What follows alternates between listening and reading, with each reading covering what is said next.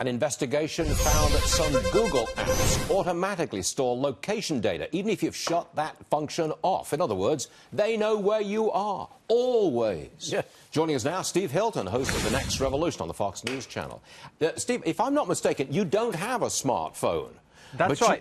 I haven't had one for 6.5 years, Stuart. Wow. Phone free. So you were right all along. You didn't like that imposition yes. on your freedom. So do you want to gloat for a while? I do, and there's new reasons to gloat all the time, as you were just reporting, this business about the blue light making you blind or whatever. Although I have to say, since I left my contact lenses behind in California when I came to the East Coast this week, I'm pretty blind this week. I'm sort of blundering around in a haze, but people might say, well, nothing new blind there. and unreachable. Yeah, right. Unreachable, that's right. But the serious point is that for companies like Google and all of them, the thing that we have to understand is that they're really, if you look at their business and where they make money, they are data-gathering companies. That is their business. And they have an internal doctrine using the innocuous-sounding term optionality.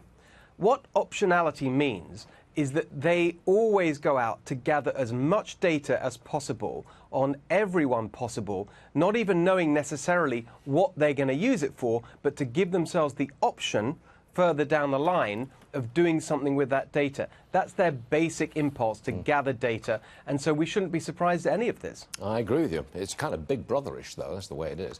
What do you make of fired FBI agent Peter Strzok? He's got a GoFundMe page. He wants $150,000 for lost income and legal fees. He'll get much more than that, won't he? I think you're right, because, of course, he's a poster child and a hero to the anti-Trump brigade.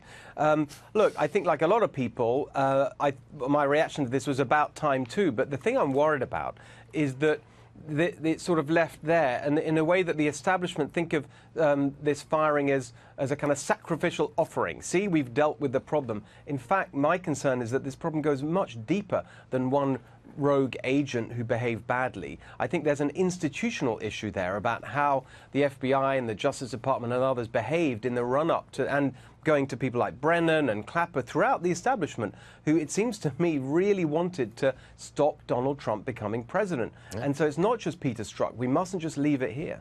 Got it. Quickly on the terror incident in London, Mayor Khan, the mayor of London, he's tweeted this.